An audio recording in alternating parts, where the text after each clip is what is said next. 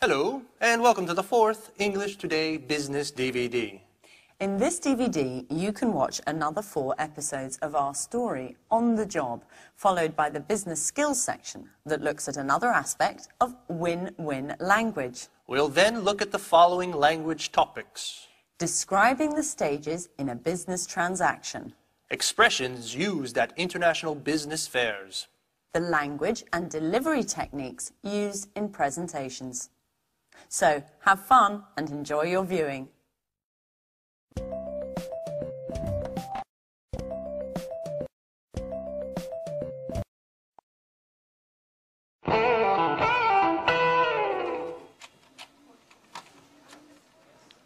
Who's in charge of delivery to the Blue Moon bookshop?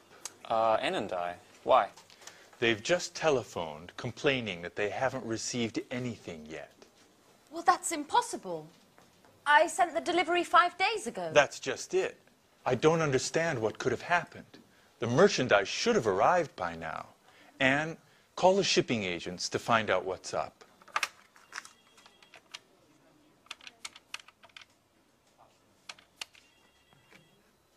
Hello, am I speaking to Fast Shipping? This is Anne Baxter from Pilgrim Publishing. I'd like to follow up on the merchandise we sent 5 days ago. Sorry? What? That's impossible. There must be some mistake. You can't have delivered it. Our client has just telephoned saying that they haven't received anything yet. Okay. Okay, I'll take a look at the paperwork and get back to you. Bye-bye. Well, Fast claims that the goods were signed for by the consignee. Rachel, go get the bill of lading. We need to look into what caused this mistake. Gary, are you sure you provided the exact address? Certainly, I still remember it. It's 35 Lafayette Avenue, Orange. That's it, all right. What about the duty? Do you remember paying it? Duty? Excuse me, Mr. Stevens, but we're EU members and aren't required to pay duty. Merchandise is free to move between the member states, and duty is no longer required, nor is documentation. EU? What does Europe have to do with it? Excuse me, but Orange is in France, isn't it? Good God, Gary. Blue Moon is in Orange, but not in France. Orange is a city in Massachusetts, USA. Call the bookshop immediately. What an idiot. That's why I paid less on freight charges than was budgeted.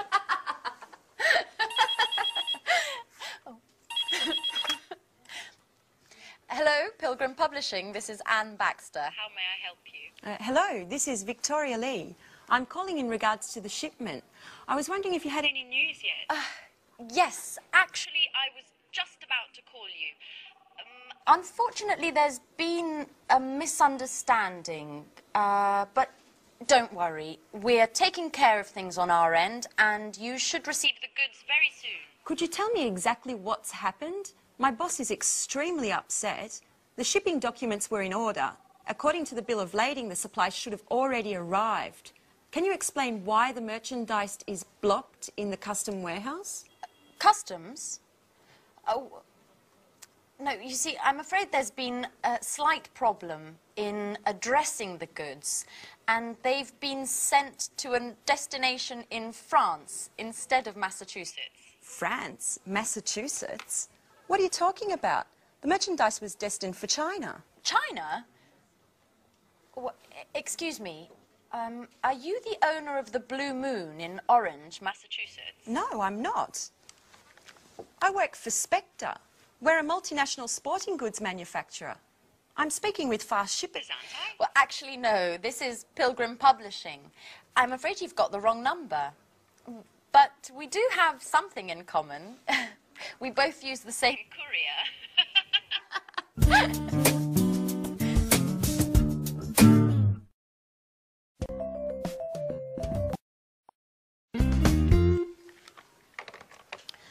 Life is funny. I dial a wrong number, and who do I call? A publishing house. Maybe it's fate.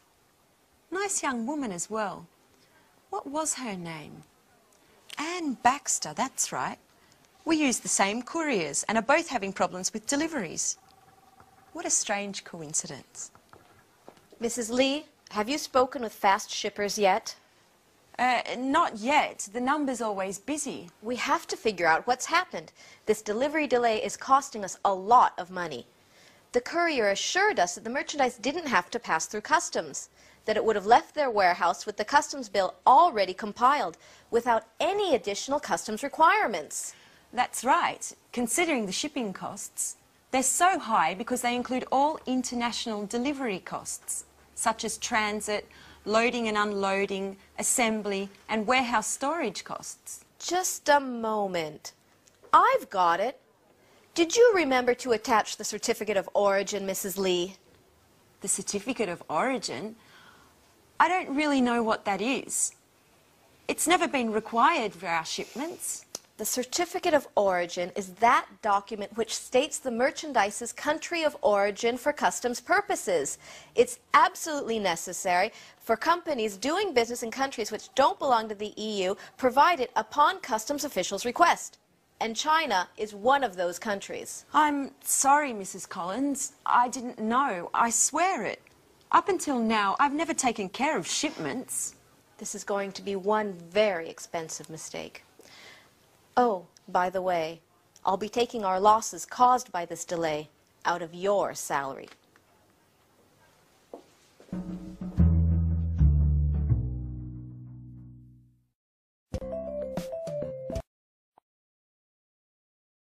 Orange, France, Orange, Massachusetts. Well, that's an understandable mistake. But Orange, China? You see what can happen if the goods are addressed to the wrong place. It can be very costly, as we saw in the video. Now, let's look at that process of buying and selling, that transactional process, and the commercial documents which are related to that. But first, do you know other terms for the word goods? Other ways of saying goods. There's products, merchandise, and also freight. Do you know that? Freight. F-R-E-I-G-H-T. Yeah, all four of them we use. Products, goods, merchandise, and freight. So let's look at that process now. And imagine that we are a buyer, a potential buyer. We would like to buy something. And so we contact a seller. Look at the screen, which will give you the list of the documents which we would need to do this transaction. The first one is the buyer makes an inquiry. Now, inquiry can be written with an E at the beginning or an I, an inquiry. So what's that? Well, that's to ask if goods are available, what the price of those goods are, what the conditions of delivery are, and also what the terms of payment are. So we as the buyer make an inquiry. Now, the potential seller sends back another document which is called the offer or the quotation.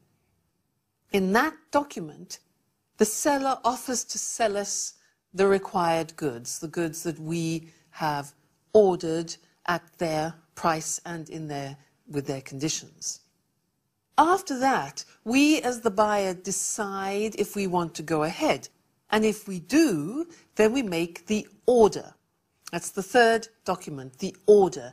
Now, in the order, we have all the full particulars and details of the goods that are to be supplied by the seller. So we have the inquiry, then the quotation, and now the order. After the goods are then packaged and they are prepared for transportation, usually we contact a shipping agent. Now, a shipping agent are the people who actually organize the transportation of merchandise. And they're also called freight forwarders. You see that word again? Freight. Freight forwarders or shipping agents. Now, that can be by sea, by land, or by air, depending on where the goods are going and what the goods are. Okay, So we decide to make the order. Now, the actual process involved at the beginning of payment starts with what we call a pro forma invoice. A pro forma invoice. Now, this is like an ordinary invoice, but in fact it's not the real one. It has all the details of the transaction, but it's not yet the real invoice. And that's often given to shipping agents who are doing the transportation. The most important document of payment is the invoice or the bill. Now, in the invoice, it's the document that describes the goods, the freight, the merchandise, the quality of that, the quantity, and the price. Also, the terms of payment and the delivery. And the invoice is sent to the buyer with the goods. It accompanies the goods. Then we, as the buyer, have to actually buy the goods, and to do that, payment takes place. Now, the safest way to pay for goods is still the letter of credit. And this is used extensively because it's the safest way. Because why? Because what it is, and it's an agreement between two banks, the banks of the buyer and the banks of the seller. And when the two banks agree, it's a much safer condition of payment. And as you heard in the video, you heard the words consignor and consignee. Well, the seller is the consigner and the consignee is the buyer. Okay? I hope that gives you some idea of what the whole selling and buying transaction is about, and also the main documents that you need in that process. Okay? Great. So, see you again in the next lesson. Bye.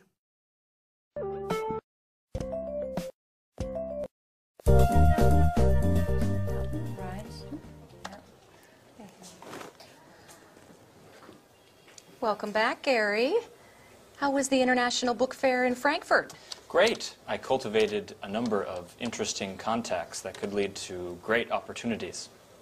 I also participated in a very important conference on the current state of affairs in the international book market. Oh, do tell, Gary. Yes, okay, but just a brief summary because I've really got to get going. Mr. Stevens wants a report on the trade fair ASAP, and I've been away for 3 days, so I've got a ton of work to catch up on. In any case, a number of the top company representatives from the largest international publishing houses participated. The most interesting presentation was surely that of John Schumann, one of the top experts in the publishing sector. And what did he have to say? Excuse me, just a moment. It's one of my contacts from Frankfurt.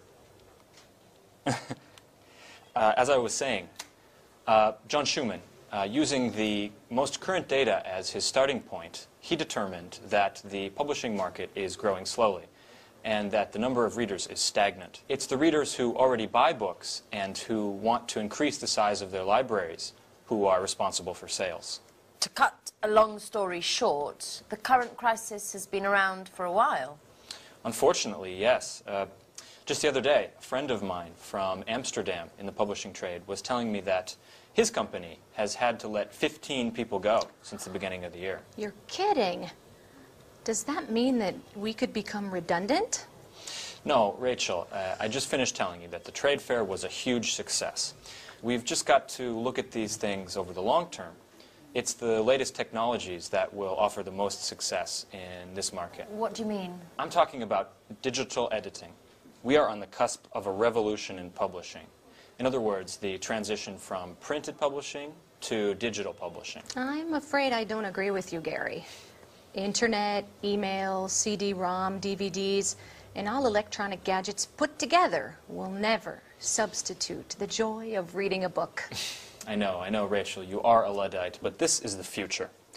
The owner of a multimedia publishing house from Stockholm told me that they were able to greatly lower production, distribution, and warehousing costs, all due to digital publishing. Not only that, but just think of the level of interaction we can achieve with readers via internet. And besides that, just a moment, excuse me.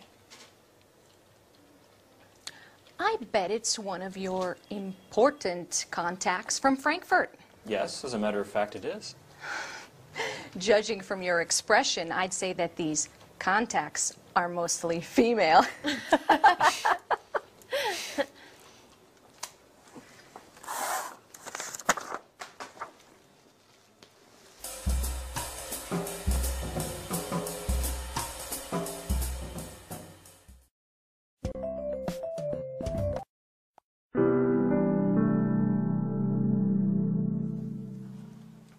Oh, hi, Victoria.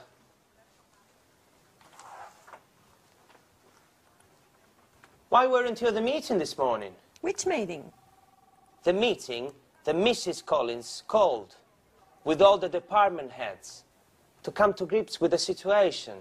And I quote, to discuss the means with which we can improve both production and company efficiencies. No one told me anything. I bet she did that on purpose, my darling boss. She wanted to get back at me for a mistake I made on a shipment. She always keeps me out of the loop on all the important developments and makes me do the work of a secretary. I hate her. Come on, Victoria. Chin up. Things will get better. I'm not sure about that, Paul. Anyway, tell me, what did you discuss at the meeting?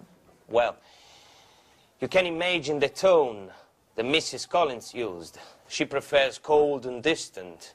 She urged us all to work even harder to overcome this difficult moment for the company. According to her, we should be working 24/7, 365. Listen to this. She told the warehouse manager to calculate the efficiency of workers more precisely as they go about their tasks, and if necessary, to lengthen their hours. Then she invited Mr. Rover, the personnel director, to evaluate the necessity of any new hiring. She told him that from now on, each and every short-term or long-term plan must first be evaluated and approved by her. I always said she was a dictator. Yeah.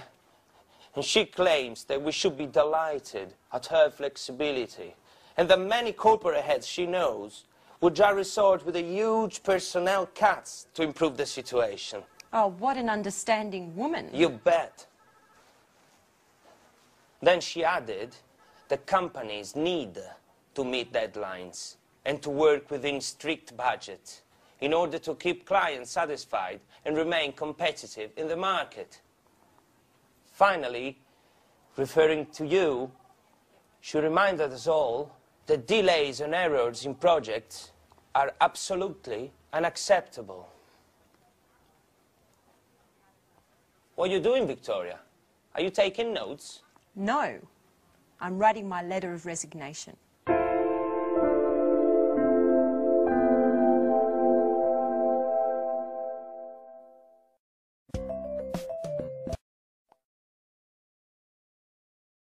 Did you hear what she said? She said, I'm writing my letter of resignation. Now, do you remember what that means? Letter of resignation, it means she wants to resign, she wants to leave the company and quit her job. Poor Victoria. Well, let's now turn back to what we said at the beginning of the lesson, which was international fairs, and look at some of the language which is useful for you related to those. Now, if you decide to represent your company in an international fair, you are called an exhibitor. Look at the screen. An exhibitor. And what you have in order to display your things is a stand. It can be small, it can be large, but it's a stand. Also, we use booth. Now, when you go to the fair, the hard work begins because you have to set up or build the stand. Then, when it's ready, you display, which means to show, you display your goods, your products, or your services. Then at the end of the week, usually it's a week, you take down the stand.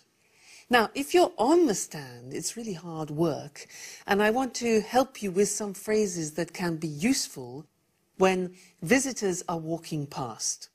Now, as they walk past, you often want to invite them onto the stand. Sometimes they will talk to you directly, but other times they just want to come on and look around. So you could say, do come in and have a look around. Have a look around. Now, another thing we use, which is very nice, is please feel free to browse. Please feel free to browse. Browse, which is also computer language, it means to look at things calmly. Okay? Now, obviously you don't want to abandon them, so you could say, if you need my help, don't hesitate to ask. If you need my help, don't hesitate to ask me. Okay? Now, obviously, with potential clients, there comes a time where you will be talking about prices. So, often a question that they will ask you is, what price discount do you offer on large quantities? Price discount, okay? Or what discount do you offer on upfront payment, which is an American term, or cash in advance, which is the British term. So that means you pay upfront. You pay before receiving the goods. Now, when you're answering questions like that, it depends on the person you're talking to, because they might be from Japan, from Germany, from America. So an important question to ask is, which currency would you like me to quote you in? Which currency? It could be yen, it could be pounds, it could be French francs, for example. So which currency would you like me to quote you in? Now, you could also say, for example, our price is X works, fob, or chief. Now, these might be familiar to you. They are the specific Incoterms. Incoterm means the international contract terms. Okay? Let's move on. Payment. Now, that's an important consideration. The question could be, what are your terms of payment? And you might want to answer, well, we usually work with a letter of credit. And as we said before in the previous lesson, a letter of credit is probably the safest term of payment. Then delivery questions could be, how long will it take you to deliver after confirmation of the letter of credit? Other possibilities are, they will ask you, what are your delivery conditions? Can you shorten your delivery time? Now, shorten means reduce it. So can you shorten your delivery time to, for example, 15 days? And another thing is transportation. Which freight forwarders, do you remember that? Shipping agents. Which shipping agents or freight forwarders do you use? Now, if you have to produce things, then you could ask the question, for example, or state, we need 60 days production time. Another word for production time is lead time. So we need 60 days production time, lead time from receipt of the letter of credit. That's very important. These conditions are extremely important to state at the beginning of your business relationships. Then, when you've talked and when it's time for the client to leave, you exchange business cards. So you could say, here is my business card with our company details. You can reach me on this number anytime during office hours. Notice we say you can reach me, you can phone me, you can contact me. Then after the fare you can say, for example, let me know if you need anything, or give me a call if you have any queries. Queries, another word for questions. Don't hesitate to contact me if you need help. Okay? And then just wish them have a good trip back, because they've probably traveled from another country. All right? Well, I hope that helps you in some way to deal with the situation when you're on the stand. And good luck, because it's really hard work. Okay, thanks very much, and see you in the next lesson. Bye.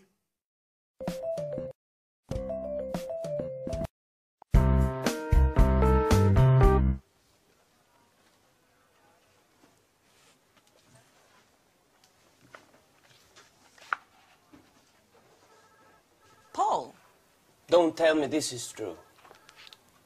Are you really going to leave? yes, Paul. I just can't stay here. Since Mrs. Collins has arrived, the work climate has become unbearable. She never misses an opportunity to humiliate me and to assign me the most demeaning tasks. What are you going to do now? Well, I've got in touch with a number of companies. This afternoon, for example, I have an interview with a publishing house. Publishing house? You're not going to become an author, are you? Precisely. You know it's always been a dream of mine. I don't think the interview is going to focus on my literary talents. But, Paul, you look awful. What's the matter? I'm a bit concerned about things. We're having a meeting with the major shareholders of Spector to take a look at the balance sheets. And is that a problem?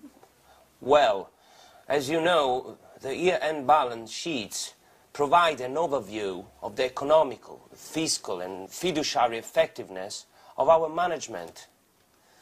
And I certainly hope that scrutinizing the books won't uncover inconvenient discrepancies that could lead to a change of a company leadership.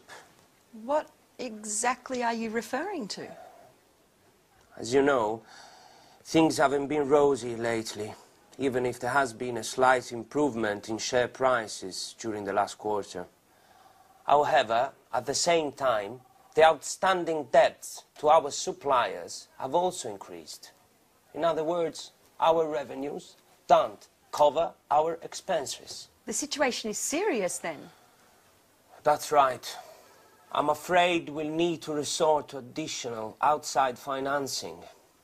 I've been calculating the various balance sheets entries to understand what's causing our debts and try to develop a plan of attack to get our weak points under control. The results are anything but encouraging. As you well know, the solidity and integrity of our financial core assets are indispensable to keeping our production capabilities intact and revenues flowing. I certainly wouldn't want to be in your shoes at the meeting. No kidding. I'm predicting lightning and thunder. I wish I didn't have to participate. Perhaps I could come down with a sudden case of flu or something. How about kidney inflammation accompanied by high fever caused by a highly contagious virus mysteriously present in the company? You'll laugh, but now that you won't be here, I'll have to double the work. By the way, they don't happen to need someone else at the publishing house you were speaking about. So you're a secret author as well? No, but I can do a lot of things. For example, use a computer, make photocopies, send faxes. That should be enough, shouldn't it? What a clown. I'm going to miss your jokes, Paul.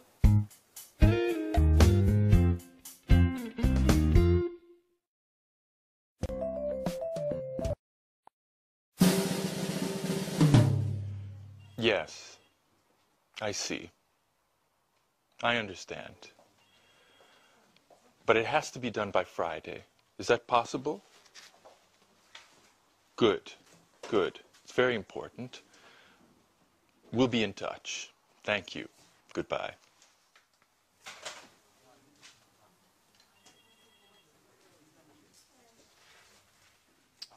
Mrs. Lee, you've got an exceptional CV. Well, thank you, Mr. Stevens. I don't quite understand why you left Spector.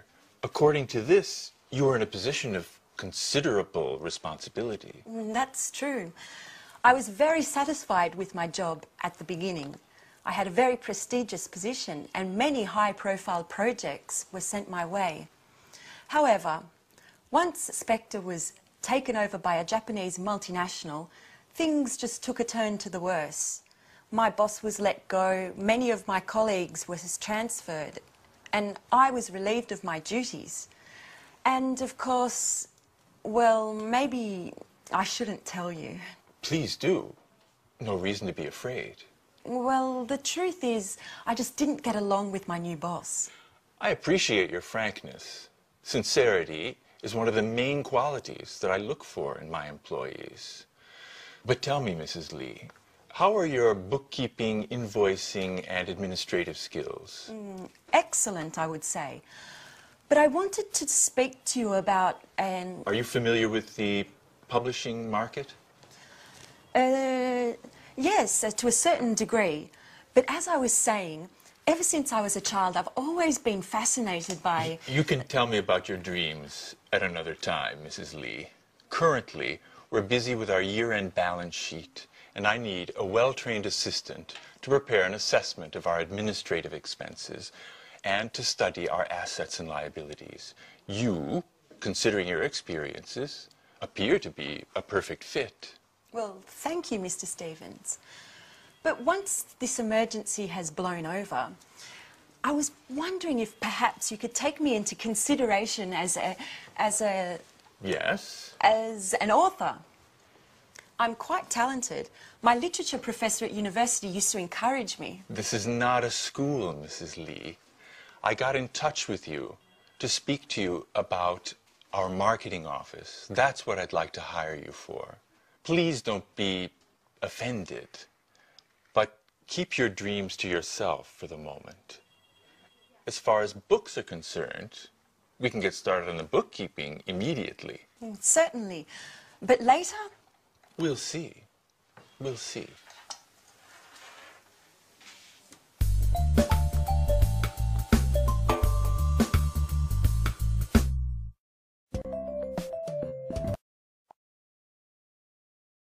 Did you notice how Mr. Stevens was reading a CV, it was Victoria's curriculum vitae, when he was doing the interview with her?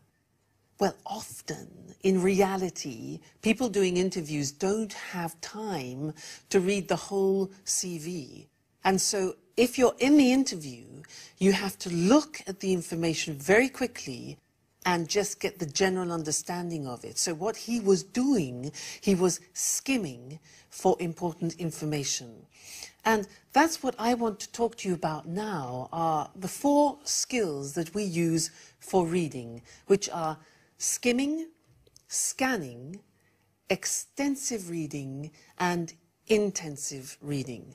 So let's call on the screen to look at those.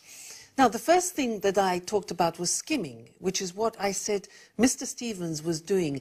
And that means that you read quickly in order to get the most important information or to get the gist. The gist is the general understanding, the most important information, to get the gist. And this is what you will do in your job, for example, if you have to read a newspaper quickly, magazines, business and travel brochures, for example. So you read them quickly to pick out the important information. That's skimming. The second one is scanning. Now, we use scanning in order to extract particular information, a particular piece of information. So, for example, if you want to see a particular television program, you scan it. If you want to think about travel, if you want to see what train or what plane leaves a train or a plane schedule, you scan it and pick out the particular information important for you. Also, a conference guide. When there are many speeches, you scan and pick out the one relevant to you. So that's skimming, scanning. What about extensive reading? Now, extensive reading is the type of reading you use when you want to obtain a general understanding about a subject. So, for example, it could mean for you reading a market strategy book, or a novel, or a magazine article which is related to your job. So, extensive reading for general understanding. And the last one is the intensive reading, and that is for very close, very accurate reading for detail. And that's where you read for every word. It's important to understand every word and every fact, obviously. And in this case, you would use it with like a bookkeeping report, very important to look at the details, an insurance claim, or for contracts. Terribly important to read every word. That is intensive reading. So remember that when you're in your workplace, it's important to be able to move between skimming, scanning, extensive reading and intensive reading. Sometimes in English you are tempted to want to understand every word, so you use a dictionary. It takes ages.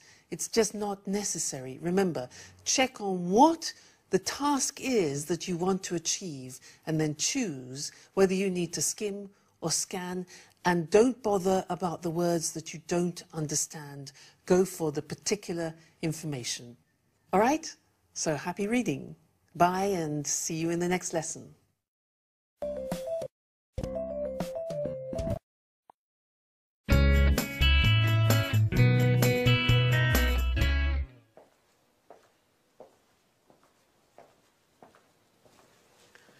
Excuse me, my name's Victoria Lee. Today's my first day at work and I'd like to know... Great. Great way to start. Where is everybody? Mr. Stevens told me I was going to meet my new colleagues and they were going to explain everything. Wonder if I've come to the wrong department. Ah, you must be the new arrival. Pleasure to meet you. I'm Rachel. The pleasure's all mine. My name's Victoria Lee. Mr. Stevens asked me to show you the office and explain everything. So, over there is the fax and the photocopier. This is your desk and computer. What else? Oh, yes, you'll find a coffee machine down the hall. But please, remember... Few breaks, and please keep them short. This gentleman is Gary Reynolds, head of marketing. How do you do? I'm Victoria. Mr. Stevens tells me that we're going to be working closely together. I must say, it's quite a pleasure to spend so much time with such a lovely young lady. Happily married woman. Married with a son, as a matter of fact. Well done, Victoria. Let him know who's who. Gary's the kind of guy who can't control himself with attractive women. Thank you for the compliment, Rachel. Let's get down to work.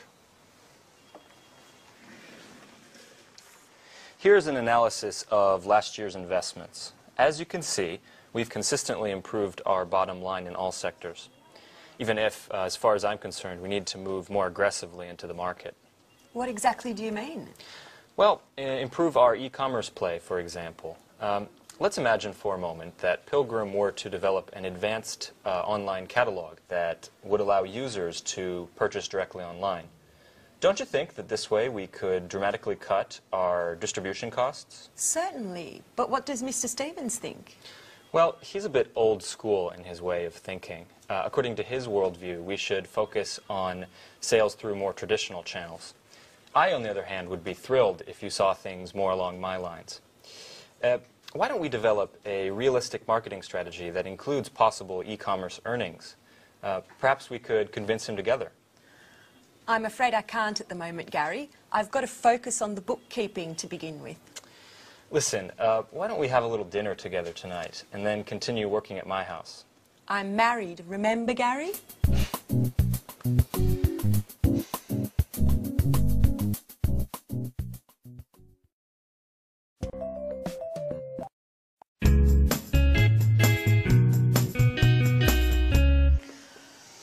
Statistics, accounts, reports.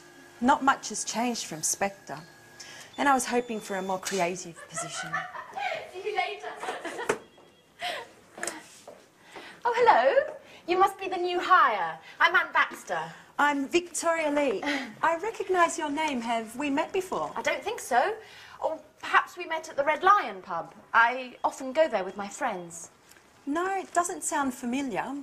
Actually, I have a son, so I don't get out much. But still, I've heard your name before. Just a moment, now I remember. We met on the telephone when I was still working at Spectre. We both had that problem with our courier, Fast. Oh, yes. Oh, yes, I remember now. You were having problems with a shipment to China. Gosh, what a coincidence. Well, who would have ever thought we would end up working together? So, how are things going? Well, it's still too early to say. Today's my first day at work. Oh, well, I presume you've already met Gary. Yes, earlier. We're working on a project together. And I bet he's already invited you out to dinner. Yes, as a matter of fact. And he's probably told you that he loves working with charming young girls such as yourself. Yes, and how do you know? He always uses the same line. He did the same with me. How original. Well, I'm pleased that you've joined us here, and, well, I hope we'll become great friends. Yes, well, I'm sure we will. You're very nice. And who knows, maybe that telephone call was destiny.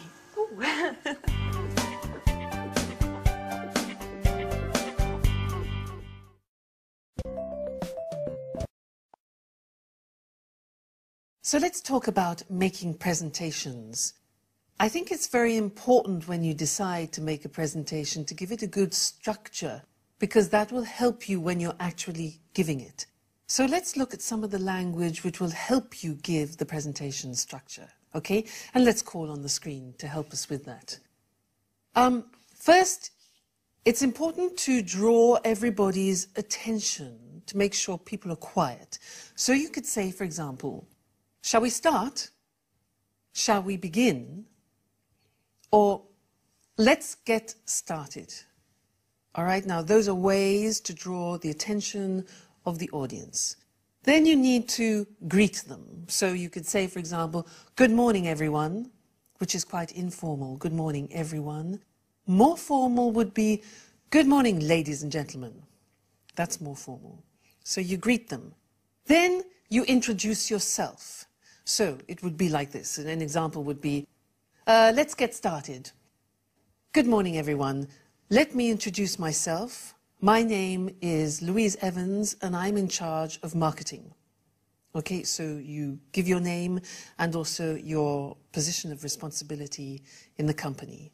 So you can say, I'm in charge of, or I'm responsible for marketing.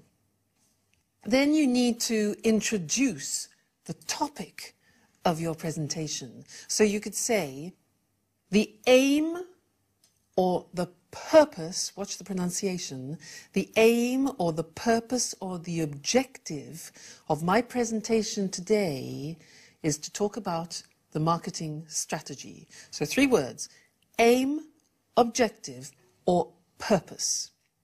Good. You could also say, for example, I'd like to give you a brief overview or an outline. Now that's quite similar to summary. It means a general picture. So I'd like to give you an overview or an outline of our marketing strategy.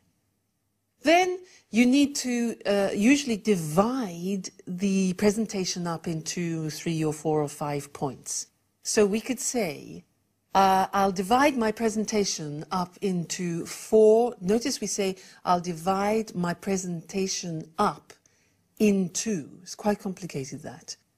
I'll divide my presentation up into 4 points. Now, another word for points is items, or we could say headings, areas, sections, or subjects. Please don't say arguments, because an argument means a heated conversation between 2 people. So, I'll divide my presentation up into 4 main points, items, headings, areas, sections, or subjects. Then you need to look at the verbs that you can use, because you can say then, firstly, I'd like to discuss the marketing strategy. I'd like to introduce the marketing strategy. I'd like to look at is the same as analyze or consider. I'd like to explain, that means talk about the details so that people understand. I'd like to examine, I'd like to show, and I'd like to illustrate. These are the main verbs that you would use when describing what you're going to do. So firstly, you can say firstly, secondly, and finally, or last of all. So you see, you divide it up into sections. Firstly, secondly, finally, last of all. Now, it's often a good idea to talk about the duration, the length of your presentation, because often business presentations can be too long and boring. And if you say, for example, my presentation shouldn't take longer than 30 minutes, people are psychologically prepared and feel happier that they're not going to have to sit through a whole load of slides on a long, long explanation. Give them a time reference. Then, you need to decide when you're giving your presentation if you want people to interrupt you during it or if they should ask questions at the end of your presentation. Now, if you want to invite participation during the presentation, you could say, for example, please feel free to interrupt if anything's not clear. Okay? Please feel free to interrupt if anything's not clear, if you want to ask questions.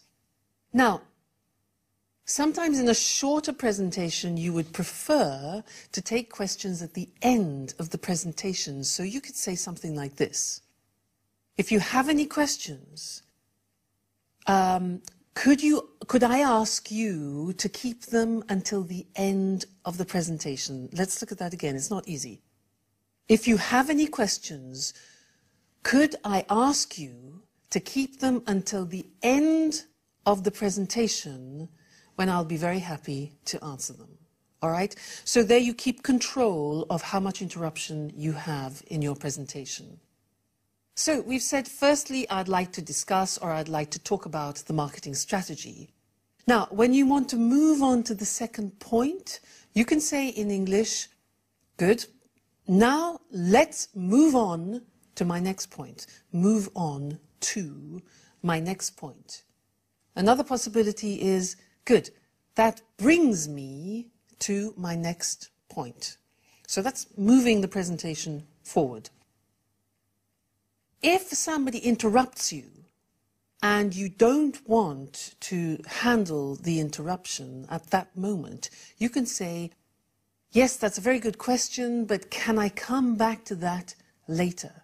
So recognize the question and say, that's a good question, to show that you're going to deal with it, but then say, can I come back to that later?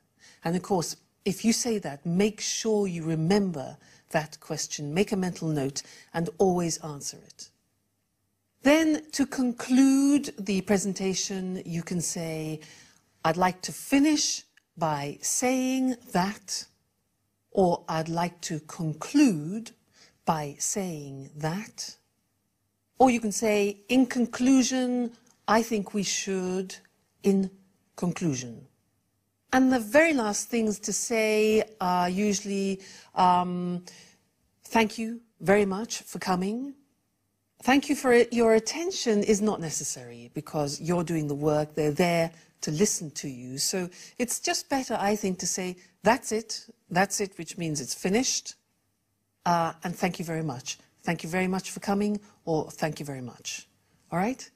So I hope that helps you with your future presentations. Remember, structure is very important and it will help you remember things more clearly. So good luck with any presentation that you do in the future, and good luck in general with your business English.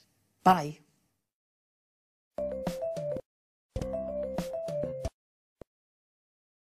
Hello, and here we are for the last Business Talk program. Hi there. Today we'll look again at win-win language, but this time we'll concentrate on the language of negotiation and small talk. We saw last time that those three fundamental points, organization, simplicity, and appropriate language, are very important in any context. But let's have a look now at how win-win language can produce positive results in a negotiation. Eric and I are going to act out an example of a supplier asking for a price increase to cover transport costs. As you listen, keep in mind team spirit and a positive approach.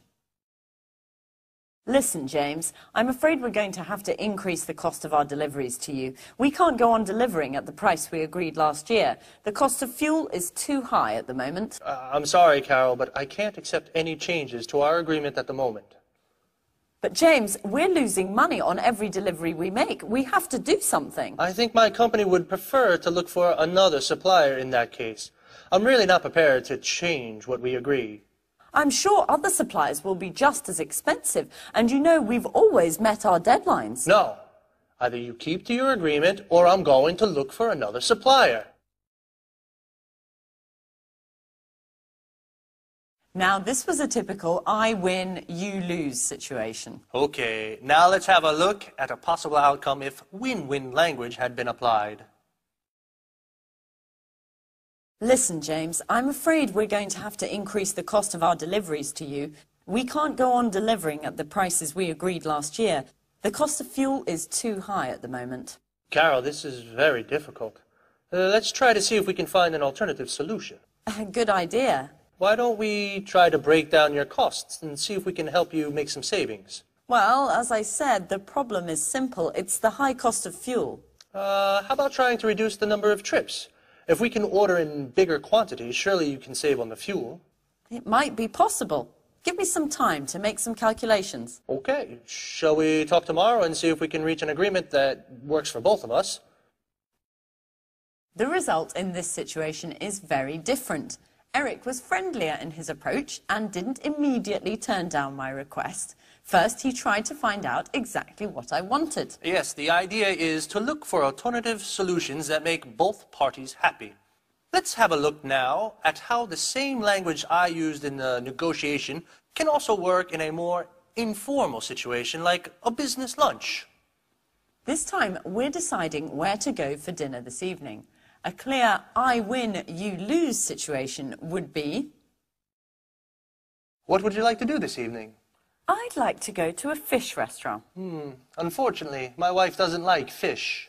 Well, I'm sure the restaurant will serve something else for her. Well, yes, all right. I know a good fish restaurant. Could you pick me up at the hotel? Yeah, sure. This time I'll apply some win-win language. Let's see what happens. What would you like to do this evening? How about going to a fish restaurant? Does your wife like fish? Unfortunately, she doesn't. No problem. Why don't we try to find a restaurant that your wife likes that can offer me some good fish as well? Great idea. I think you'll like her favorite restaurant. They do fish, too. Fine. Let's meet at the restaurant. I can take a taxi from the hotel. Oh, of course not. We'll pick you up at the hotel. Okay, well, we haven't got time for anything else today, so goodbye. Bye-bye.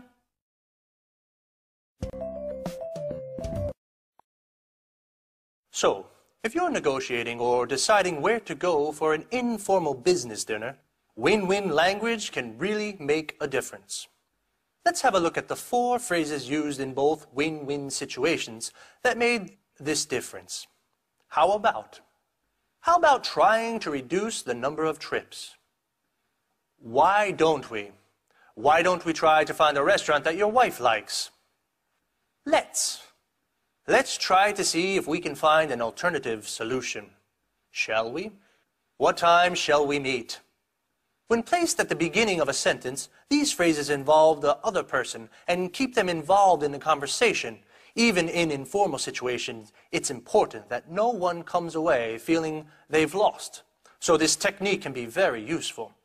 The key to small talk is simplicity. Use open questions. Where did you go on holiday last year? They keep the conversation going. Try not to use closed questions. Did you go on holiday last year?